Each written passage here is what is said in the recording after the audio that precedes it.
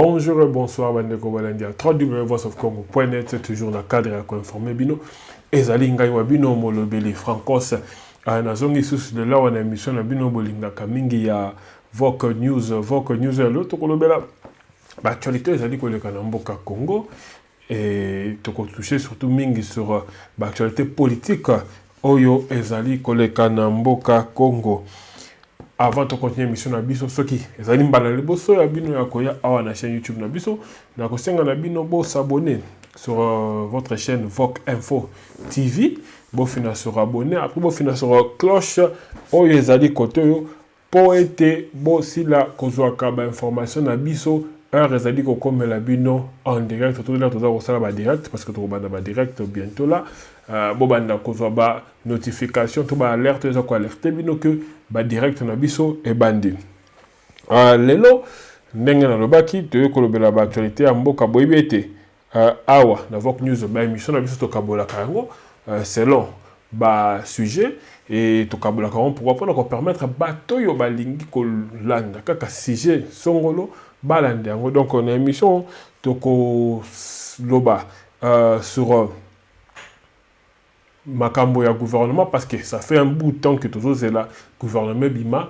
mais ça ko bimate et président Fachi selon site ya o babengi dépêche.cd bango lobi que président Fachi ça ko senga 3 noms pour chaque ministère yangwana bomoni ezali ko kende na ko zonga to ko lobela yango et to ko lobela pe absence ya batu ya cash na bureau ya Sénat FCC na cash baza soi-disant ba allié mais toujours comprendre que le lot FCC présenté bureau ya Sénat mais ba coalition na bango il fallait pas battre la cache baza na kati mais bazate qu'est-ce que se passe vraiment réellement pour être battu la cache baza la té pourquoi batie bango na kati et pourquoi toujours ko réaction malonga té côté ya cache sur makambwana beaucoup la réaction il y a la rotanga bien réaction moi na mboka Peter Kazadi sur makambwana et tokolo belapé sur makambo za ko le kapona présidence ya Sénat boyebete bayati na ndeko Steve Mbikai entre bango moi mbutu eza koleka ya mingi bayati za ko lobaka futela ki Steve Mbikai mbongo caution pona azala candidat akoma député mais Steve Mbikai na côté na ye azali ko wangana makambo wana nyoso mais tozana ba papier awa na ba document oyo ezali ko prouver biso eloko mususu etokola kisa bino po ete tolobela ngo malamu na nazana bosolo na nazana lokuta et to me un peu ko expliquer pe ko landa pourquoi de Steve Mbikai aza que se comporter n'engaza que se comporter et dans ce cas tu touché sur la muka tu kolobela la muka Jean-Pierre Bemba sila ko sa ba déclaration pour na kolobete avenir ezali kaka na katia la muka est-ce qu'azana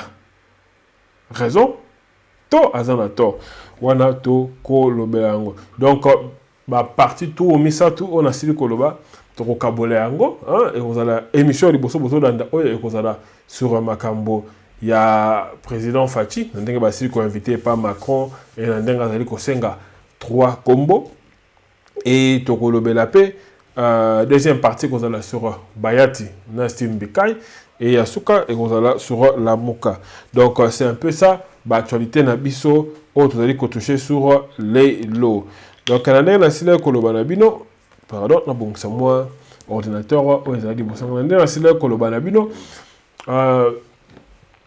L'OB Zalaki Boyebi Zalaki fête la France le 14 juillet Zalaki fête la France et l'ambassade il y a France na Congo va organiser qui moi cérémonie et à travers cérémonie on a ambassadeur il y a Congo c'est là qu'on annonce que président Fachi a cause la invité il y a pardon a cause la invité il y a Emmanuel Macron pour participer au Forum de Paris où se tenir le 11 jusqu'au 13 novembre.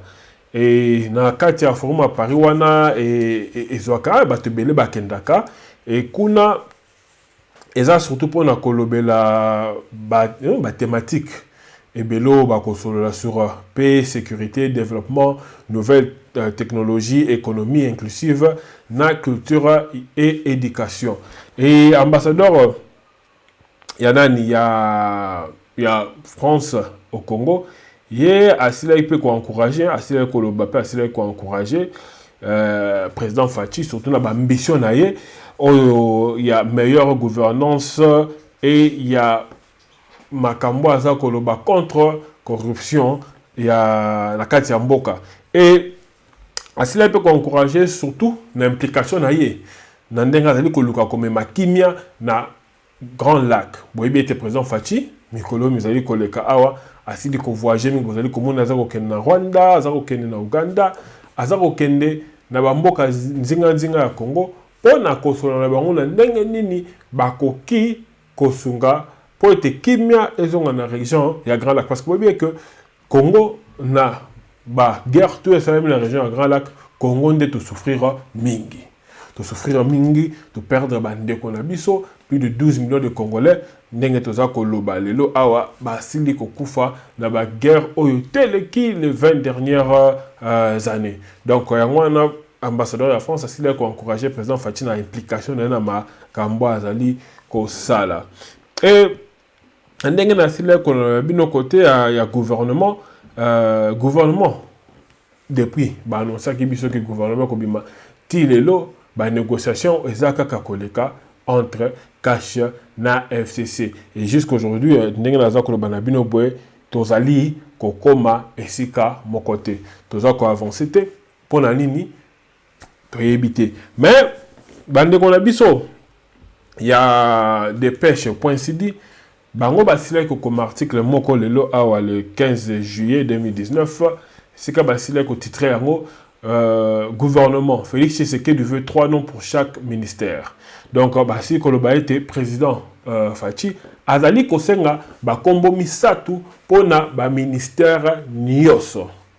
Boye bien que même chose salamaka tango il y a premier ministre Sylvestre Ilunga leur Joseph Kabila Zalaka parce que Joseph Kabila azali soi-disant allié na bango na coalition bazana yango atindaka Kombo y Albert Yuma, président Fachi a télémelaka yango et a boyaka konomé parce que Albert Yuma selon bato ya Cash azalé ko représenter pièce rare de président Fachi azalé ko luka azalé ko représenter plutôt pour la bango image de la corruption, image de la malgouvernance. Et pour bango boyaka président Fachi boyaka ko nommé Albert Yuma et a sengaka na Joseph Kabila a présenté bateau misusu eye ako nommé ndengaka ko nommé Sylvestre Ilunga.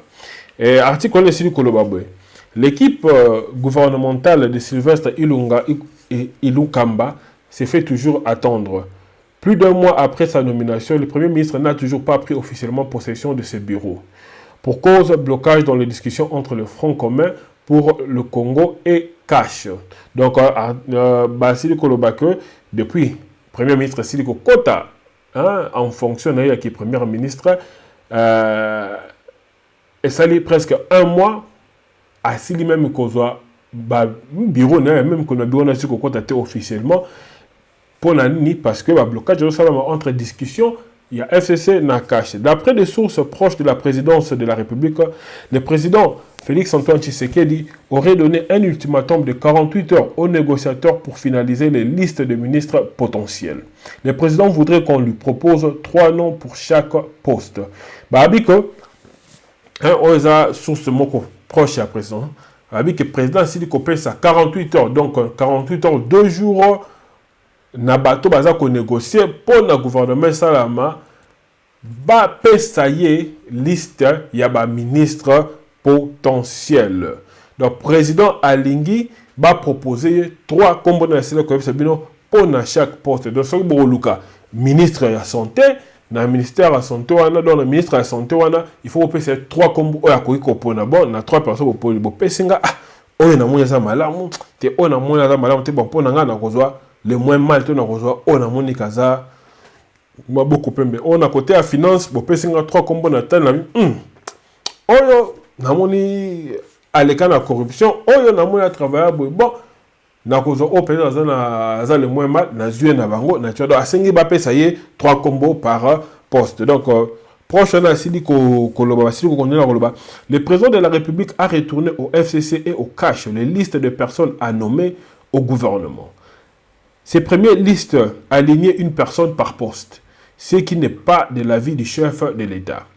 Il a donné un ultimatum de 48 heures au FCC et au cash pour lui transmettre des listes revues avec 3 noms à chaque poste à pouvoir. Donc, dans le but, même tu as cash, on fait batindaki, FCC batindaki, donc batindi, comme pour le président Makambouane et Zakolekate. Donc, 48 heures, ce qui article Oyo, il y a des pêches. Et la vérité, tout proche, il y a président a décidé qu'on paie sa dépêche.cd information à la vérité. Donc, avancer, tout le monde déjà à quoi s'attendre le gouvernement Oyo, il y a si il y a lieu de dire que si les deux camps se dépêchent, il y a de fortes chances que le gouvernement soit nommé avant la fin de cette semaine. Pour rappel, Félix Tshisekedi n'a pas encore de gouvernement après bientôt 7 mois de son investiture. Pardon. Donc, Soki, Bango, Batindi, Bango, Wana, Bakende, Kosala, liste, Wana, il y a 3 combos. Ça, on a Bolombango, peut-être avant, fin de la semaine, donc, on a un gouvernement. Donc, ça fait déjà 7 mois. Depuis président Komina et Bonganae, que tous les gouvernement et jusqu'à aujourd'hui, gouvernement ezali ko monana te. Donc, côté wana, tu yebite ndengenini makambo koleka, qu'est-ce qui va se passer? Mais nous espérons que les choses vont avancer. Aussi, que bande copé à FCC, de leur côté, c'est là qu'on présentait, bureau na bango définitif. Donc présenter bureau na bango définitif na boyebi ke na Sénat na bureau ya Sénat toza na 7 postes. 7 postes mobimba wana ba présenter 6 candidats mobimba oyo bango nyoso bazakaka ya FCC. Et 7e poste est incarné par Lamuka. Donc, la Mouka, na poste wana, bâti plutôt nani. La Koluka, yango place, pardon. Bon. Na 7e poste, na bazaya kotanga, kombo ya Leki, ya Olivier Kamitatu. Na bosse ni kombo ne parce que nous retrouver yango susté. Donc, na évité. Ce qui, comme on disait, sous Nanima, ils allaient qui Olivier Kam, moi Olivier Kamita Tunde, Basile Kocha, na poste wana, ils ont réservé pour la Mouka parce que il faut qu'il y ait une opposition. Donc, bah, membre ya G7 Oazali, moi ya Kamita tout. Na bureau la bango définitif, na kotanga la bino, ba kombo ya ba tu ba wana oyo, ba membre FCC na ba 6 postes ba ce qui te cueillit na 6 postes bâtis. Président, tu as Alexis Tambomamba. Premier vice-président, Évariste Bochab. Deuxième vice-président, John Tibasima. Rapporteur, professeur Kayumba. Questeur, Eric Roubeye. Questeur adjoint, Zabalasio. Donc, on a dit bureau, oyo, ils ont composé. Il y a 6 membres il y a FCC et il y a un rapporteur adjoint dans le lobby et côté ya bande konabiso la Mouka et 6 informations. Oh, tout cela est comment on a vu ce côté exact correct là moi na ya Olivier Kamitatu nde akosila kozwa esikawana et na makambo wana na ndenge FCC sili ko sala la makambo pe na ndenge ba sili ko aligné ba tona bango na kati ya bureau côté ya cash Basile ko se pela vraiment et moi na mboka Peter Kazadi Oazali l'un des cadres il y a UDPS pe na kati ya cash asile ko se pela ta asile ko réagir pas bande ko na biso ya 7 sur 7 asile ko loba boy asile ko loba accusaki FCC a joué double jeu, c'est l'hypocrisie des amis du FCC qui donnent l'impression qu'ils veulent d'une coalition. En réalité, ils veulent asseoir leur hégémonie en se servant du cash. C'est ça l'impression que moi j'ai. Donc, il n'est nullement question de l'absence de sénateur du cash. On a selon mon amboka Peter Kazadi. Aïe koloba que cash bazaka la sénateur mon côté Tommy Balete mais bazaka sénateur rebelle. Oyo bakoy koza la positionner na ba poste oyo ya bureau wana.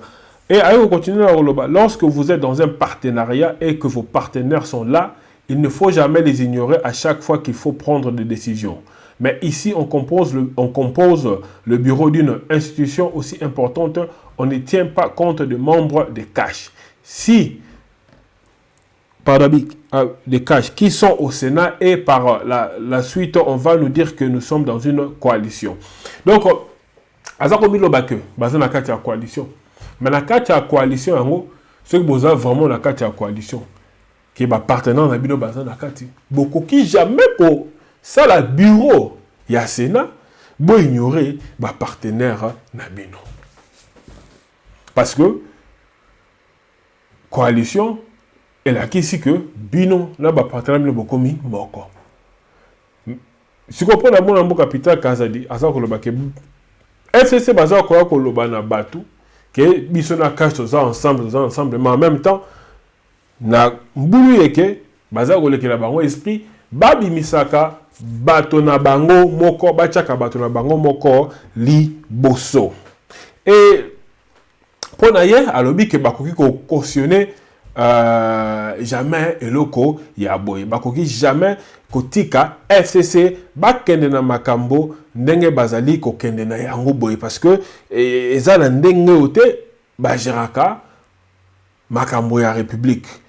Et Agi Koloba que pour la Koloba surtout côté à cautionner en côté c'est Koloba personnellement je ne saurais cautionner une telle logique où vous avez un partenaire qui ne vous respecte pas mais je continue à croire qu'à un moment donné les amis vont se ressaisir pour comprendre que si nous sommes dans une coalition nous devons nous respecter mutuellement. Cash n'est pas faible parce qu'il est avec le peuple et ce peuple qui croit au combat de cash est beaucoup plus nombreux ou plus fort que la minorité qui est une majorité institutionnelle de 100, 200, 300 personnes qui ne sont même pas le 1% de la population congolaise qui a pris les idées prônées par les cash, résolument engagés dans la voie du changement et non dans une voie de statu quo. Donc avec Koloba, pour avertir partenaire le banque Koloba que pour la Kokiko cautionner makambo ta ko tika makambo ele kaboyete et a sengi na bango base talasima bazonga bato parce que ceux qui vraiment baza ba partenaire il faut ba respecter ba partenaire na bango et ko peut s'explication ko lobaka cash baza faiblité parce que cash baza na peuple oyaza kondima komba na bango ya cash et peuple wana baleki ba député nombre ba député dans la carte ya parlement. Donc, parce que les députés de la Parlement, entre 300 à 500. Donc, les députés ont un nombre et les députés ont même pas dans 1% de la population congolaise au Bazali ko ndima na combat au cash zali komema et baza engagé na kati. Donc, on les a une façon comme ça bon que ceux qui besoin continuer à kosaka na biso boye bake to kobengi sa base na biso na ndenge babimaka dernièrement awa. Parce que c'est ça la politique. Politique est un rapport de force. Et ceux qui besoin monake, parce que aujourd'hui cash baza malmené. Baza vraiment malmené. Dans l'Assemblée nationale, toké na Sénat, même chose. Dans le gouvernorat, même chose. Siko qui partenariat ngo bazo bela qui partenariat eza wapi. Comment est-ce que bino bokoya boyebisi bato ke bo yoza ngana yoza tiona mwasi na yoza na mwasi na ndaku beke ngana toza ba partenaire o bébé toza mbongo to banda ko cotiser pour to somba ndaku bo cotiser la roké ko somba ndaku yozi mikanda ndaku otie na kombo na yo et adjoint na mukanda ngokecha ndeko na yo ya famille mais moi sinon na ndaku ozo ki paye. Moi c'est réclamer oh mabe. yango nde ezosalama na kasha bokoti na mariage moko oyo bozosangana na bato oyo baza na vision moko ya badictateur na bato baza na vision moko baza na vision moko ya komona peuple bonga te parce que bato wana batambwisi mboka oyo pendant 18 ans et na 18 ans wana mobimba batikala kosala eloko moko ya malonga te mpo na peuple e bino boye na baide ya malamu na baintention ya malamu ya kotravailler na bango est-ce que bokanisi bakotikela bino botravailler? C'est ça la question à se poser. Maintenant, qu'est-ce qu'il faut faire? Parce que de boulonnage au président Facha le bas qui de boulonnage et qu'on a la facilité et qu'on a la passi. Bah ndeko botika ba commentaire botia ba commentaire na c'est bon le bas président Fachi a ça là nini. To cash et ça là nini. Parce que après babayati autre le la deuxième partie émission l'épisode ah si peut qu'on paye sa moi option moko quelque part. Malgré que ça n'a fondé dans un mouvement mais ce qui doit parvenir à basculer la situation na bayati et qu'on peut changer ba donner même ma kamba gouvernement baza ko discuter ce qui ba solo libyen et qu'on changer ba donner parce que ce qui bayati a ndimi ko kota na kati ya cash et qu'on que même ba poste au fallait ba kabola na gouvernement ou peut-être place FCC fallait zoa cash ko récupérer par rapport il y a appui il y a ba député yo bayati azako memela bango mais côté FCC bango basila ko loba basila ko tika samate bango basila ko s'expliquer pona ko loba que basila ko s'expliquer pardon pona ko loba que absence ya ba membre ya cash na kati ya bureau ya Sénat et ça par rapport ya mwana mboka François Mwamba oyo aboya ki kondima poste oyo bapesaki na kati ya Sénat wana eza source moko source ya côté ya FCC ndasili ko loba alors loba qu'on a bandoko na biso à 7 sur 7 balobi que François Mwamba oyo azali l'aide des négociateurs il y a un négociateur il y a cash ou azo qui ne discuter la bande de FCC pour la formation au gouvernement il y a aboya qui kokota na bureau à Sénat parce que alingi a se retrouver dans le gouvernement parce que si on continue à Sénat moyen occupé poste ministériel et zate donc on est qui côté à banani il y a bande de FCC mais bande de cash peut côté na bango ba sili ko boya excuse wana babi keza na ka ba faux fouillant donc keza na ka ba excuse à pamba ba accuser FCC sous sa kolobake FCC bazaki na intention te ya ko pesa poste na cash mais côté mututu mwana mboka Mishiki pona mwana mboka Willy Mishiki ya lobaki salaki interview mona de Peter China sidi kolobake FCC baza ko salager bazo aligner bato na bango pona kokoisa mokonzi bako apporter ba accusation contre Fachi et à partir ya wana bako utiliser ba loi ya mboka pona kokoisa ye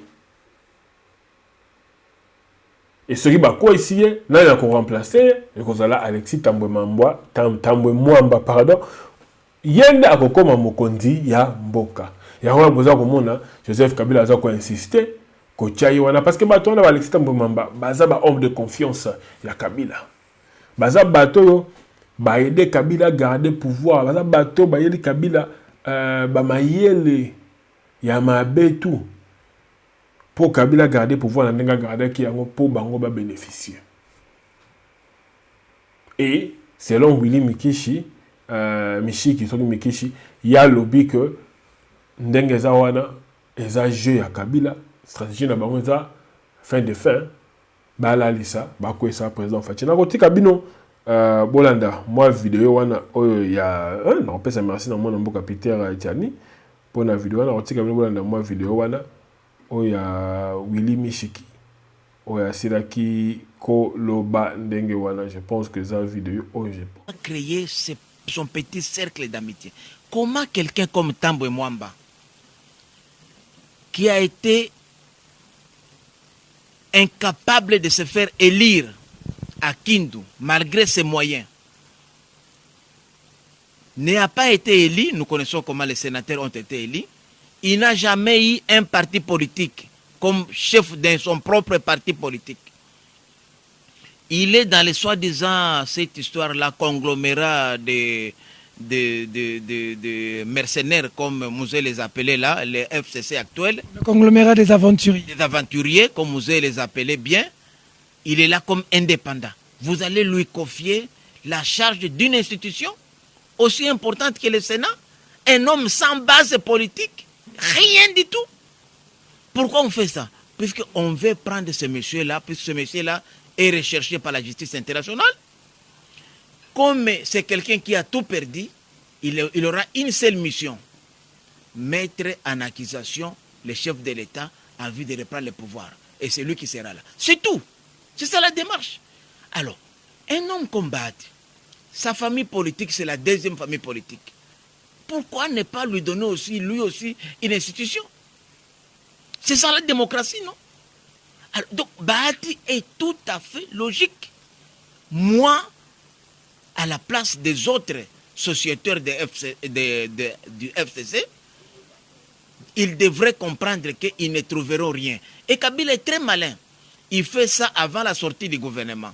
Pourquoi? Puisque après la sortie du gouvernement, le FCC va disparaître.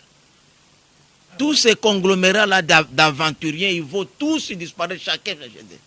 C'est pourquoi je demande au président Tshisekedi de ne pas faire sortir le gouvernement aujourd'hui, avant que le bureau du Sénat sorte. Puisque quand ça sort, c'est fini. Quand ça sort, c'est fini. C'est pourquoi j'ai dit aujourd'hui, le FCC, il n'y a pas de démocratie. Donc, on est ici, mon mboka Willy Mishiki, ndenga sikoba, ponaye, bazoluka, ko faire sauter président. Et boybete, na jekamine tilelo, ba nomination, où président a signé par ordonnance, ils ont toujours bloqué, et pas Wivin Mumba Oazali, ministre à portefeuille, bah, lobby que peut-être Nemakamosa Kokende, bakoki komemaye na justice. Donc avocat oyo na kombo ya Toussaint Alonga oazali avocat conseil pardon aza avocat conseil de nouveaux dirigeants de la GECAMINE et SNCC alobi que bakomema mwana mama Wivin wana na justice asila koloba alobi refusé. La ministre du portefeuille, Wivin Mumba, est accusée de refuser volontairement ou s'abstient d'accomplir un acte qui entre dans le cadre de ses fonctions, à savoir la notification des ordonnances du président de la République au mandat nommé. Un comportement qui énerve les dispositions du Code pénal, livre 2, en son article 150, pointe. À son article 150, pardon. Donc, Wana, selon Ye, Ayeko continue à Koloba.